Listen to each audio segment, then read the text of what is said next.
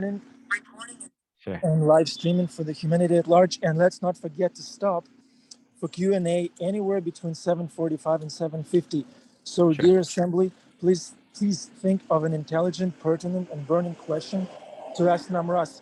Here comes the dumpster. Hare Krishna. Hare Krishna. Hare Krishna, everyone.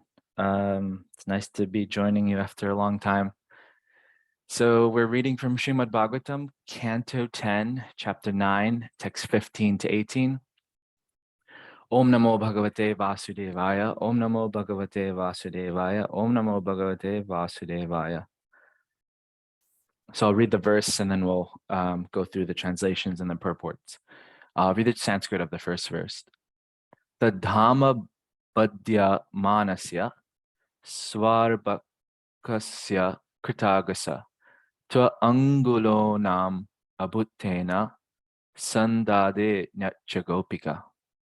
That Dhamma, that binding rope, Badya Manasya, who is being bound by Mother Yashoda, Swa Arbakshya, of her own son, Krita Agasya, who was an offender, Tri Angula, by measurement of 2 fingers, Unam, short, Abut, became, Tena, with that rope, Sandade, joined, Anyacha, another rope, Gopika, Mother Yashoda. Translation and purport by His Divine Grace, Srila Prabhupada. Jai Prabhupada. When Mother Yashoda was trying to bind the offending child, she saw that the binding rope was short by a distance of the width of 2 fingers. Thus she brought another rope to join it. Purport. Here is the first chapter in Krishna's exhibition of unlimited potency to Mother Yashoda. When she tried to bind him, the rope was too short. The Lord had already shown his unlimited potency by killing Putana, Sakatasura, and Trinavarta. Now Krishna exhibited another vibhuti, or display of potency, to Mother Yashoda. Unless I agree, Krishna desired to show, you cannot bind me. Thus, although Mother Yashoda, in her attempt to bind Krishna, added one rope after another, ultimately she was a failure. When Krishna agreed, however, she was successful. In other words, one must be in transcendental love with Krishna, but that does not mean one can control Krishna. When Krishna is satisfied with one's devotional service, he does everything himself. Sevan mukhe hi jivado swayam eva spuratyada. He reveals more and more to the devotees as the devotee advances in service. Jivado. This service begins with the tongue, with chanting and with taking the prasad of Krishna. Atashi Krishna Namadi Nabhavid Grahyamindriya Sevan Mukhe hi Jivado Swayam Eva Spuratyada. From Bhakti Rasamrita Sindhu 1-234. Let's go to the next verse. This new rope also was short by a measurement of 2 fingers, and when another rope was joined to it, it was still 2 fingers too short. As many ropes as she joined, all of them failed. Their shortness could not be overcome. Thus, Mother Yashoda joined whatever ropes were available in the household, but still she failed in her attempt to bind Krishna. Mother Yashoda's friends, the elderly gopis in the neighborhood, were smiling and enjoying the fun. Similarly, Mother Yashoda, although laboring in that way, was also smiling. All of them were struck with wonder. Purport. Actually, this incident was wonderful because Krishna was only a child with small hands. To bind him should have required only a rope not more than 2 feet long. All the rope in the house combined together might have been hundreds of feet long, but still he was impossible to bind, for all the ropes together were still too short. Naturally, Mother Yashoda and her gopi friends thought, how is this possible? Seeing this funny affair, all of them were smiling. The first rope was short by a measurement of the width of 2 fingers, and after the second rope was added, it was still 2 fingers too short. If the shortness of all the ropes were added together, it must have amounted to the width of hundreds of fingers. Certainly, this was astonishing. This was another exhibition of Krishna's inconceivable potency to his mother and his mother's friends. Okay, this is the last verse now. Because of Mother Yashoda's hard labor, her whole body became covered with perspiration, and the flowers and comb were falling from her hair. When Krishna saw his mother thus fatigued, he became merciful to her and agreed to be bound. Purport. When Mother Yashoda and the other ladies finally saw that Krishna, although decorated with many bangles and other jeweled ornaments, could not be bound with all the ropes available in the house, they decided that Krishna was so fortunate that he could not be bound by any material condition. Thus, they gave up the idea of binding him. But in competition between Krishna and his devotee, Krishna sometimes agrees to be defeated. Thus, Krishna's internal energy, Yogamaya, was brought to work, and Krishna agreed to be bound by Mother Yashoda. Om Jnana Timirandasya Jnananjashtakaya Chakshurum Mina Tasmai Shri Gurave Namaha. Shri Chaitanya Manobhishtam Stapitam Yena Bhutale Swayam Rupa Kadamayam Dadati Swapadantikam Vandeham Shri Guru Shri Utapara Kamalam Shri Gurun Vaishnavamshta Shri Rupam Sagrajatam Sahagana Raghunathan Vitam Tam Sajivam Sadvaitam Savadutam Parijana Sahitam Krishna Chaitanya Devam Shri Radha Krishna Padam Sahagana Lalita Shri Vishakhan Vitamshta. He Krishna Karuna Sindhu Dinabandhu Jagatpate Gopesha Gopika Kanta Radha Kanta Namostate.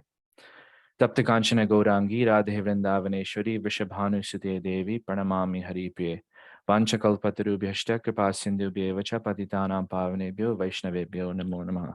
Jai Shri Krishna Chaitanya Prabhu Nityananda Shri Advaita Gadadhar Shivasadi Gauru Bhaktavinda Hare Krishna Krishna Krishna Hare Hare Hare Ram Ram Ram Hare Hare. So first of all, I'd like to offer my obeisances to all the senior Vaishnavas present, and if they could bless me that I may be able to say something beneficial to everyone as well as to myself. So this is a wonderful part of the Srimad Bhagavatam, of the 10th canto, also known as the face of the Lord. As you go through the cantos of the Srimad Bhagavatam, it says that it starts from the feet of the Lord all the way up to the face of the Lord. So the personality of the Lord can really be experienced here in the 10th canto of the Srimad Bhagavatam. And this is a very wonderful part of the Srimad Bhagavatam because it is the Damodara Leela. So as we know, Kartik, the month of Kartik is coming up. Kartik is the month where Gaudiya Vaishnavas worship every day the form of Damodar, the baby Krishna. And so this is a very instructive pastime to sadhakas, to us devotees who are practitioners of Krishna consciousness. There are many lessons that one can learn from this pastime. So I just wanted to give a little bit of a recap of what's going on right now. So I also want to say that we also sing what's called the Damodarashtaka on every day in the Kartik month. And there is a commentary by Sanatan Goswami on the Damodarashtaka. The Damodarashtaka was written by Satyavrata Muni.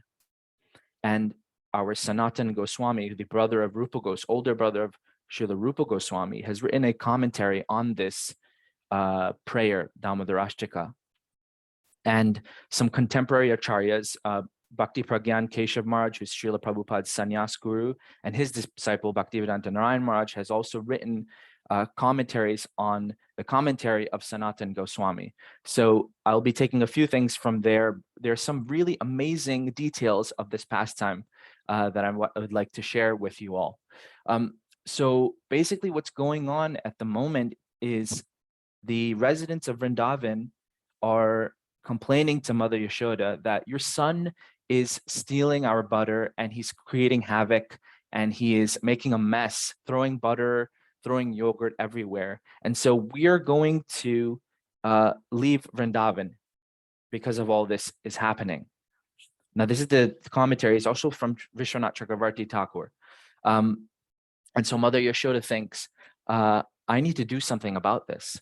So what I'm going to do is I'm going to make butter with my own hands.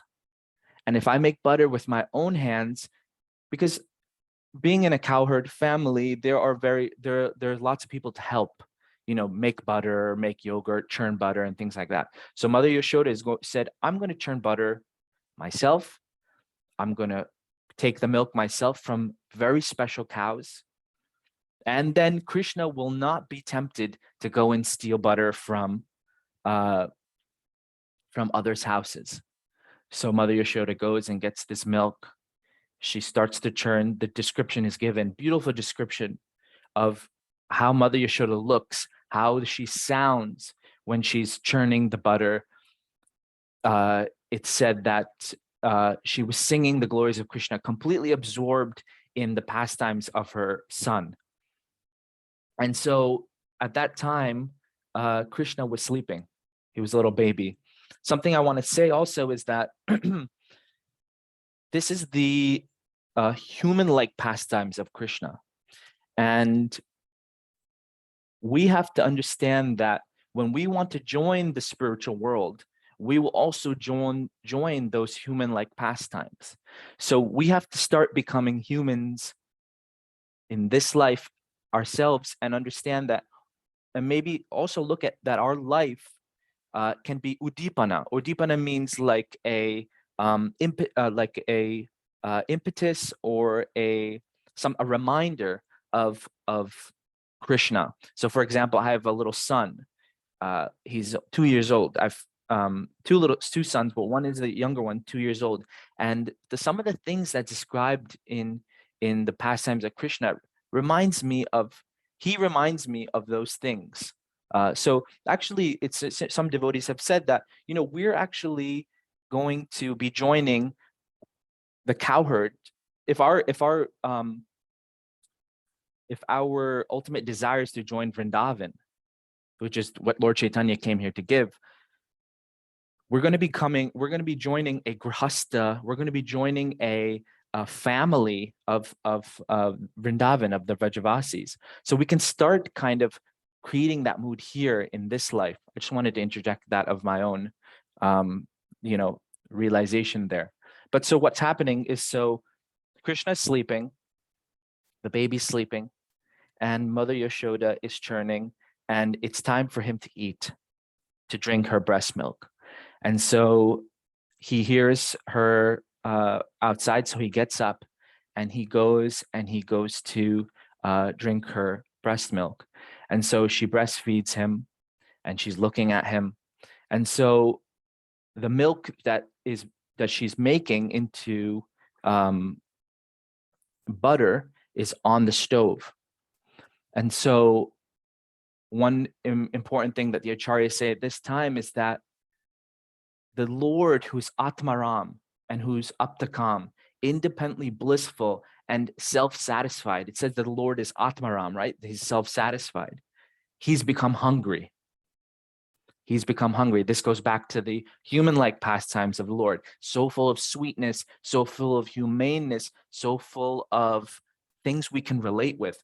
But this is because of the love of his devotees, of Mother Yashoda, Nanda Maharaj, and the Vrajavasis. So the Lord, who is Atmaram, who is Aptakam, he has become hungry. We're going to see all kinds of these kinds of incidents in this pastime. That it's so wondrous actually. The Lord, who is completely self-satisfied, has become hungry. Just like, they say that I think someone asked Srila Prabhupada or someone else, like, can God create a rock so heavy that he cannot lift it? And then I don't know don't quote me that it was Prabhupada, but he said, yes, God can create a rock that he cannot lift, and then he will lift it. So this kind of inconceivableness of Krishna becomes apparent in this pastime. So he has become hungry. So he goes and he drinks her breast milk, and as the milk is boiling, it starts to boil over. Okay, so now everything in the spiritual world is conscious. So milk is also a conscious being. in the spiritual world. Everything is conscious. Just like Lord Balaram, he is the servitor. We heard about, Balaram Purnima just went. He is the Supreme Personality of Servitor Godhead. He is expanded into so many different things. That said, he's the flute of Krishna. He's the mridanga. He is the bed of Krishna. He is, as we know, Sheshanag. That's Lord Balaram. So everything is conscious. So the milk was also the servant of Krishna. So the acharyas explained, the milk saw Krishna being breastfed by Mother Yashoda, and the milk thought, Mother Yashoda can give unlimited amounts of milk. Her breast milk is inexhaustible. And the stomach of baby Krishna is not small. The universe can fit inside it. The Lord is called Vishwambar. Vishwambar, Vishwa means the universe. Ambar means the stomach. The whole world, the whole universe can fit inside. And thinking like this, the milk thought, what is the use of my life? What is the use of my service if I cannot serve Krishna because Mother Yashoda is feeding Krishna? Therefore, I will jump in the fire. And therefore, the milk boiled over, or was starting to boil over. Seeing this, Mother Yashoda put Krishna aside and jumped to save the milk, because it is described that she understood. So the Mahabhagavat devotee, they always want to engage others in seva, others in service. The greatest devotees, they want to see others doing service. So seeing that milk, the state of the milk, she put Krishna aside and went to go save the milk. That, hey, don't jump into the fire. You need to do service also. So another amazing part of this pastime comes. Now we all remember the pastime of Putana. Putana, who was a demoness, if you remember in the pastime, she could not get Krishna off of her breast when Krishna was when she had become a demoness in her form and was became extremely large. And we all know the story. She was like, leave me child, leave me child.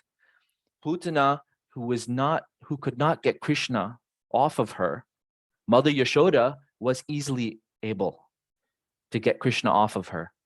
Why was that? Because due to her love. The underlying principle here is that the Lord is controlled by the love of his devotees. We're going to see that theme throughout this whole pastime.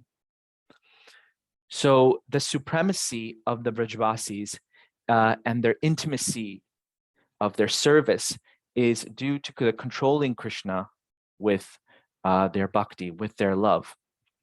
So now Krishna has become angry by this. And so Mother Yashoda has gone to attend to the milk, and Krishna has become angry. He gets up, and the acharyas explain, is this considered bhakti? Because there's something called an overextension of the definition of bhakti. So one definition of bhakti we can look into here is the verse of in the Bhakti Rasamrita Sindhu. Everyone knows this verse. Anya bilashita shunyam jnana karmadi navritam anukulyena krishnanu shilanam bhaktir uttama. When first-class devotional service develops, one must be devoid of all material desires, knowledge obtained by monistic philosophy, and fruit of action. The devotee must constantly serve Krishna favorably as Krishna desires. Now, the key point here is anukulyena Krishna anushilanam. Anukulyena means favorable. So the acharyas explain in this pastime, there's the overextension of this favorableness, and there's an underextension of it.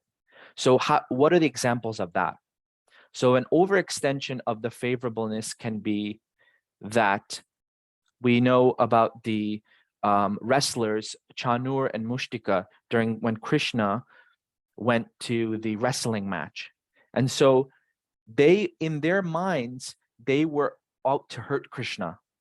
But Krishna, it's described in Srimad Bhagavatam that he felt pleasure from the fight of this, of Chanur and Mushtika. And so that's an overextension of the definition, because that's actually, they weren't actually favorably trying to wrestle or to fight with Krishna. This was their consciousness,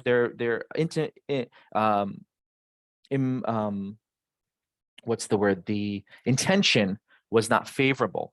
And so the acharyas explained there's also a underextension of that definition. The underextension is in this very pastimes of Mother Yashoda. Now she wanted to go and save the milk, and so she left Krishna and she made Krishna angry. So is that pleasing Krishna? In some ways, it wasn't pleasing Krishna because he was angry by her actions. As we know, he got angry, he got up and started breaking all the pots of yogurt, feeding to the monkeys, etc. The pastime unfolds. But the intention of Mother Yashoda was that this is for my son. This is for Krishna. This is for the service of Krishna, that I want to save the milk so I can create this, this butter for him. And so she was doing that in a favorable way. So it might have seemed that it was unfavorable because Krishna was angry by that transcendental anger, but actually it was favorable because of her intention and because of her, love for Krishna. So that's also described by the acharyas, this overextension of the principle and under extension of the principle of the favorableness, anukulyena Krishna anushilana. So then it goes on that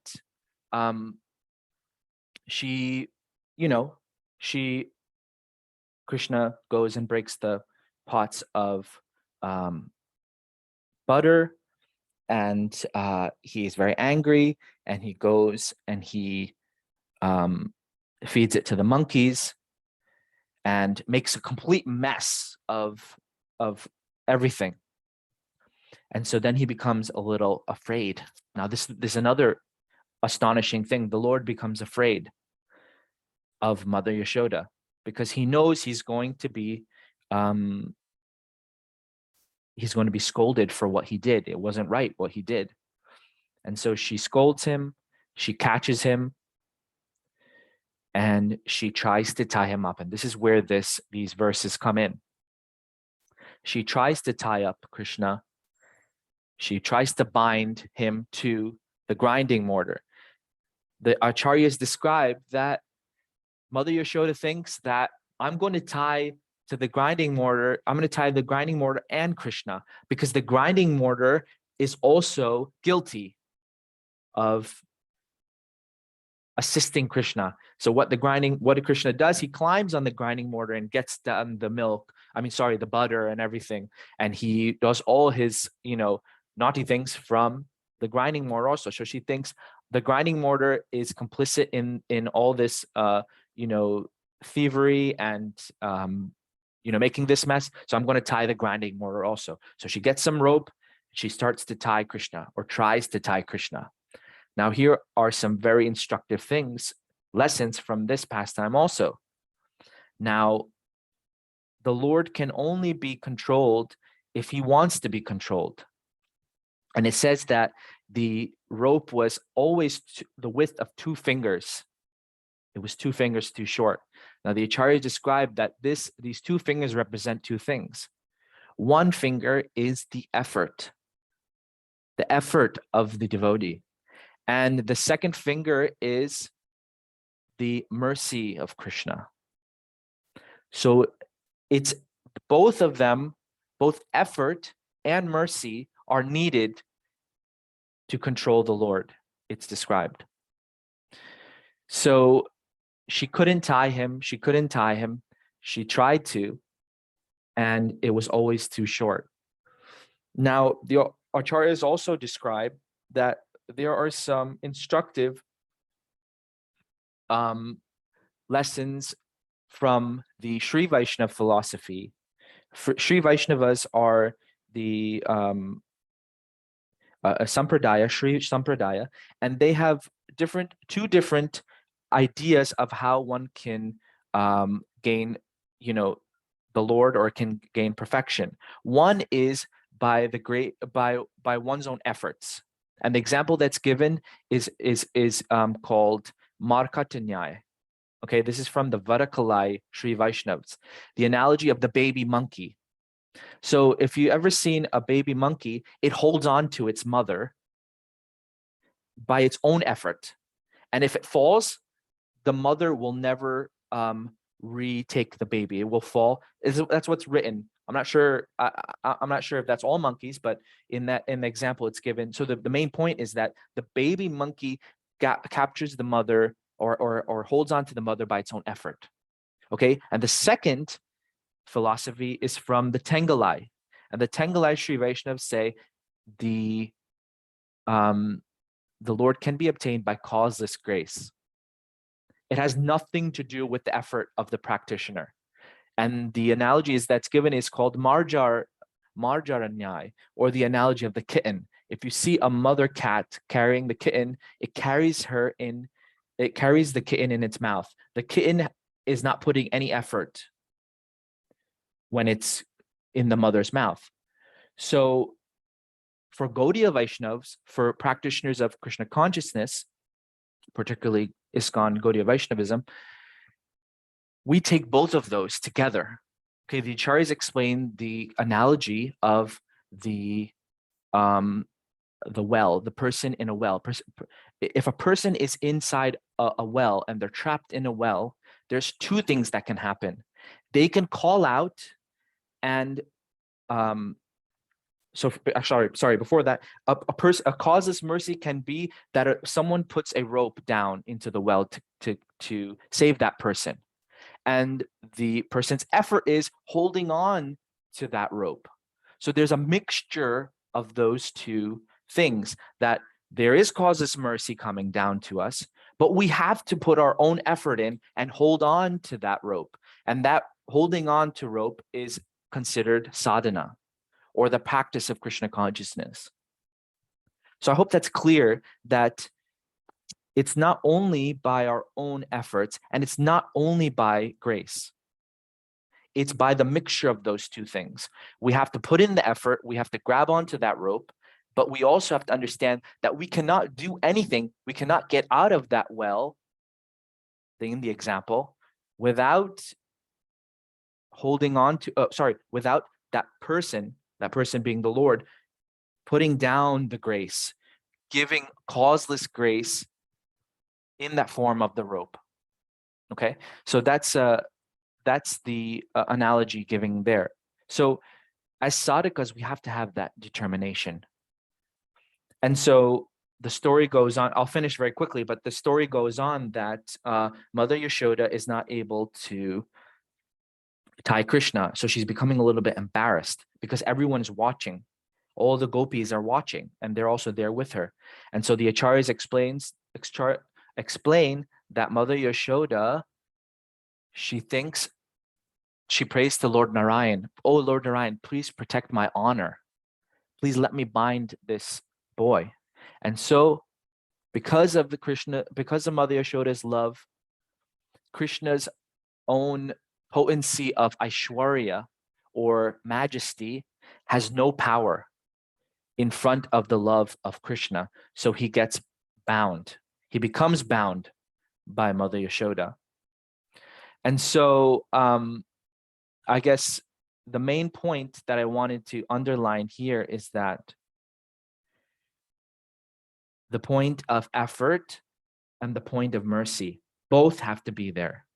We cannot just think that I will, Prabhupada said, I will deliver you at the end of your life, which is true, but we have to make that effort, as well as understand that it is causeless, that we cannot go anywhere without the mercy of Krishna. It's not like a scientific experiment or calculation that if I do XYZ, then if the input is XYZ, then the output will be XYZ also. If I do my 16 rounds, if I follow the 4 regulated principles, then I will I will, without fail, Krishna will be under my control. I will have love for Krishna, and I will attain Krishna.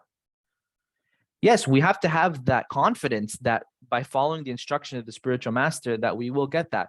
But it's not black and white. There's nuance there. The nuance being that our mood should be that Krishna, I will perform all my devotional service to you. And if you don't, this is Lord Chaitanya's mood. Adarshana marmahatam korotuva in the Shikshashtakam. I will perform all, it doesn't matter if you don't appear before me.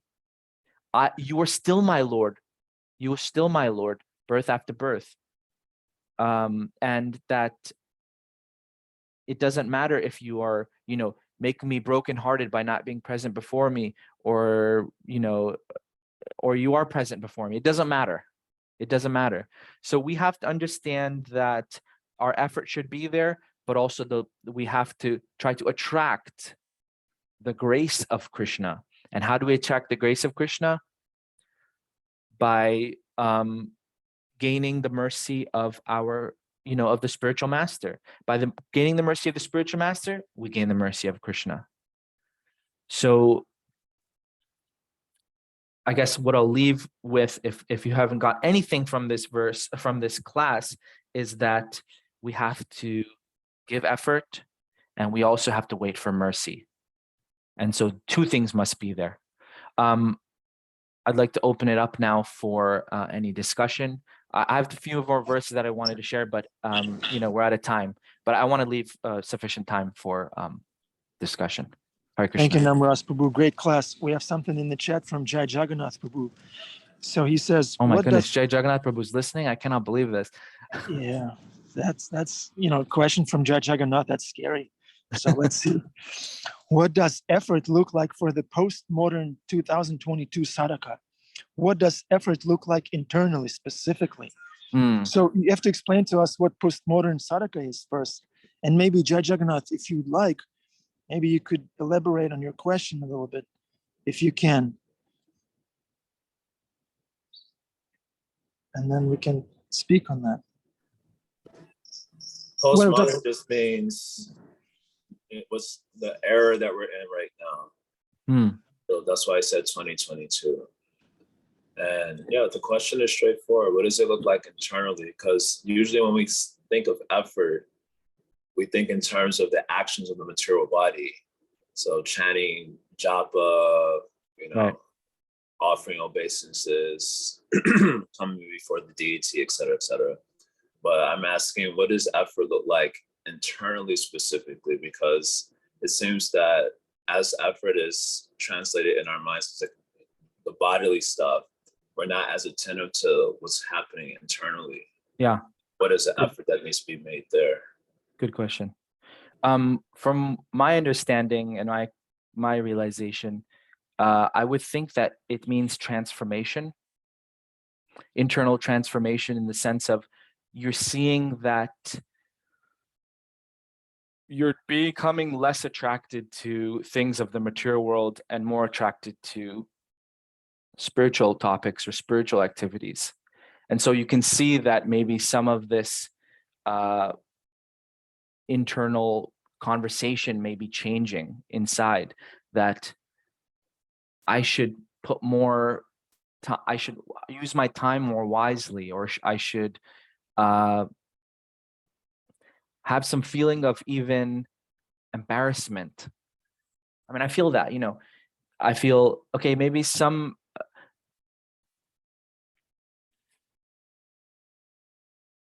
yeah, I would say that you should feel some sense of humility, that, okay, I'm trying, okay, my outward body may be doing things, like you said, paying obeisances, going to temple, this and that, but inside, am I still feeling all these desires or lust, anger, greed, all these things? And if I'm feeling that humility, that, modesty, embarrassment, then maybe I'm putting in some effort that something's changing here. That's what I would say.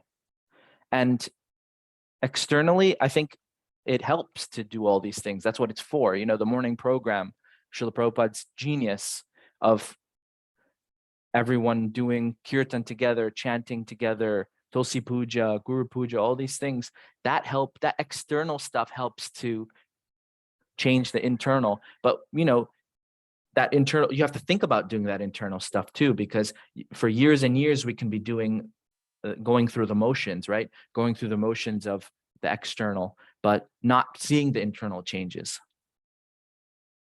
And I think it helps to associate with like-minded devotees and advanced devotees, so we can understand what is the characteristic of someone who has done that internal work. What does their external look like? And also speaking with them, what does their internal look like? Yes, someone's raising their hand. September agencies. How are you? Good, Prabhu. How are you? Hare Wonderful Krishna. to see you. Great class. Thank you. See your confidence and your faith and your enthusiasm to share this. For the last few weeks, we've been going through the 10th canto. So it says that's the intimate stuff, right there. Different kinds of loving exchanges and with Krishna, just like these things that are going on between Mother Yasoda and Krishna. And I was just remembering, the point is there are degrees of intimacy, and the analogy is given just like the solar system.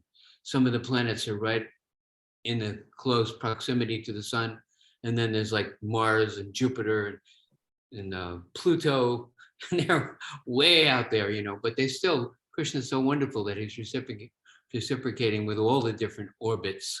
We have our own orbit. And the analogy that I remember,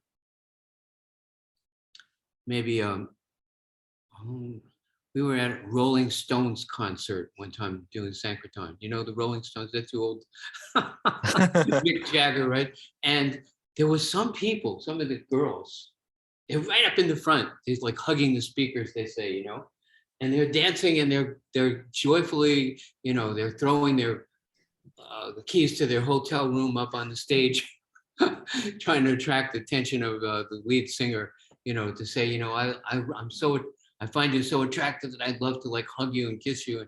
And so there's those people there.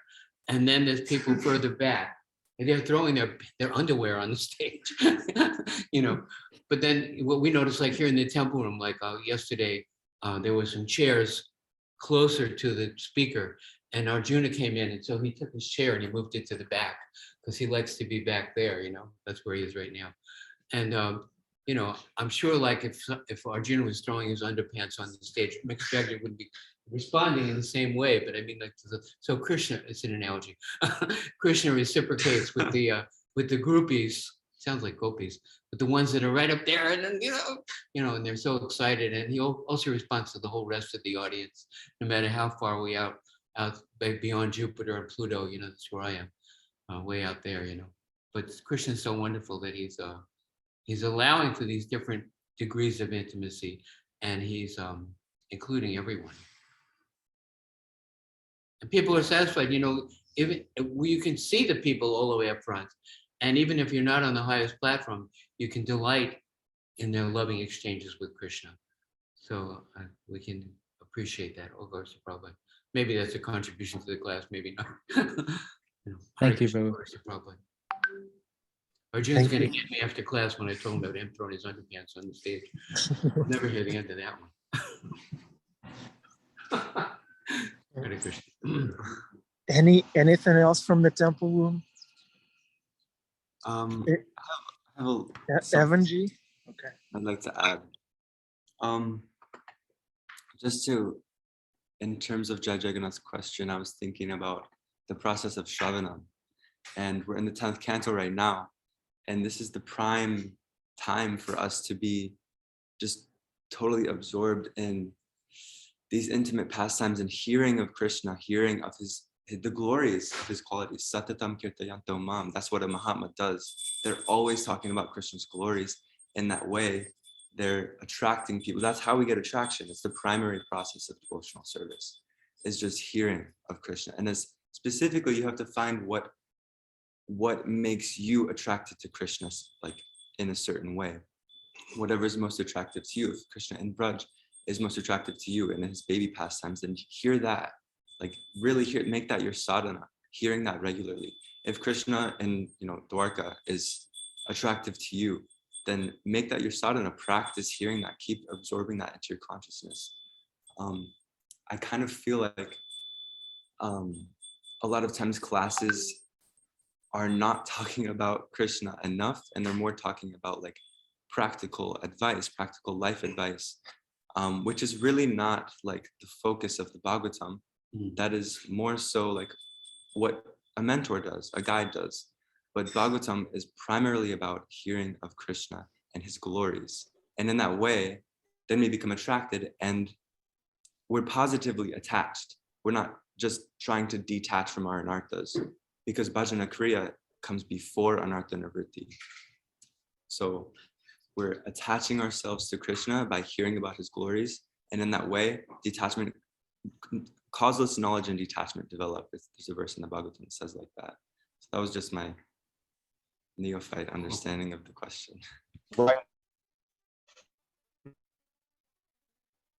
Thank you. Very solid contribution, Evan Prabhu. And I just wanted to reflect on that analogy that you, Namarasa Prabhu, gave us about the person in the well. We had Venkatabhata Prabhu. He's our undisputed analogy champion. He was described in that analogy a few months ago, and we were talking about this kitten and the monkey, and then he said in Bhakti it's both. And then we asked him to come up with an animal that is both holding and being held by the. So he couldn't come up with an animal. He told us he would do his homework and so he's giving class soon. So we'll ask him about the animal. But now that we know this analogy about the well, so that's really, really helpful, Namarasa Prabhu, to have this analogy in our arsenal. Thank you very much. It's very simple, very it makes sense. We're in the well. I was thinking of a monkey in the well. Yeah. Thank you. Thank you very much. Hare Krishna. Okay, one more, dear devotees, one more contribution to class. This is Yagya. We have to keep it going. Train your mind to come up with reflections and questions. Rich, would you like to volunteer? Would you like to say something? No, don't do that. Say how wonderful is Krishna. Okay. I like to sit in the back. I like to sit in the back myself. That's why we're calling you out. But I thank you for the class. And just reflecting on Evan's point, I'm surely the most neophyte in this group, but just to the extent that I can try to interpret that point. I often think that there's so many, as you start to approach the literatures and you read the Srimad, you read the Bhagavad Gita and Srimad Bhagavatam and so forth, and there are all these sort of intermediate stages and goals and platforms and so forth, and just modes of behavior and thought and so forth. And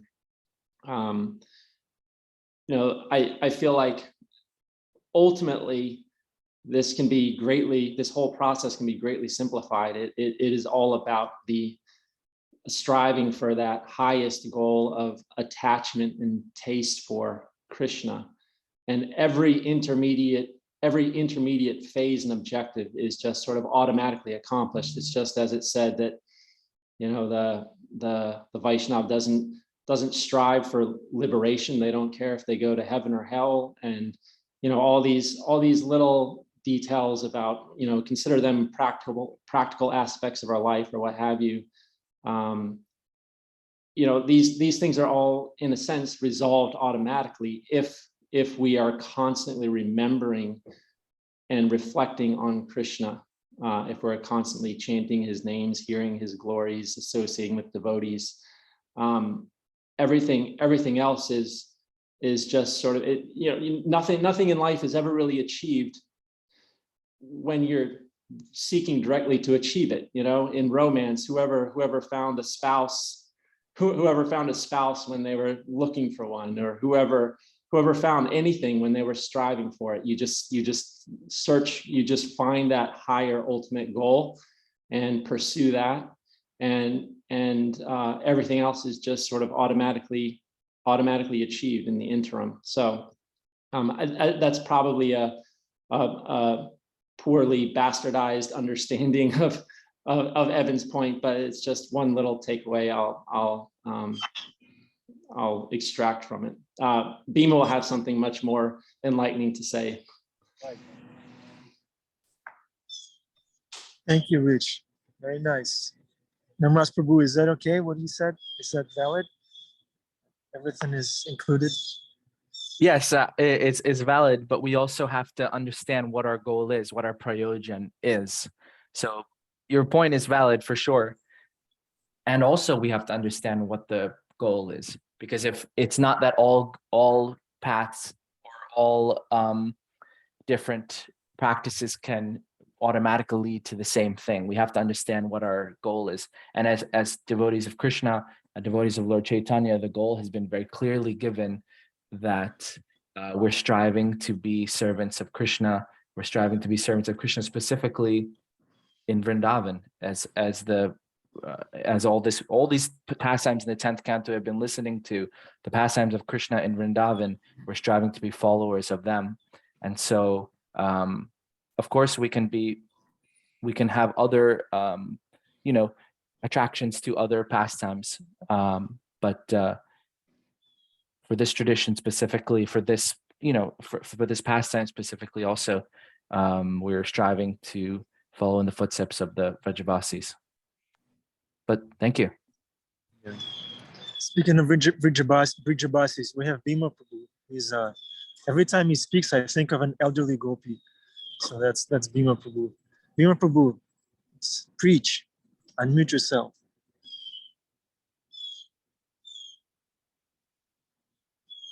Oh, we lost Bhima Prabhu. All right. Okay, it's 8:04. Beautiful class. Namarasa Prabhu, thank you very much. Hi, Krishna. I hope you all have a wonderful rest of your day, whatever you're doing, working, going to school or whatever. But thank you so much for giving me the chance again. Thank you, Namarasa Prabhu. Thanks everyone for actively participating in the glorification of Krishna. Thank you very much. Hare Krishna. Don't forget about your goal. All right. Hare Krishna. Hare Krishna.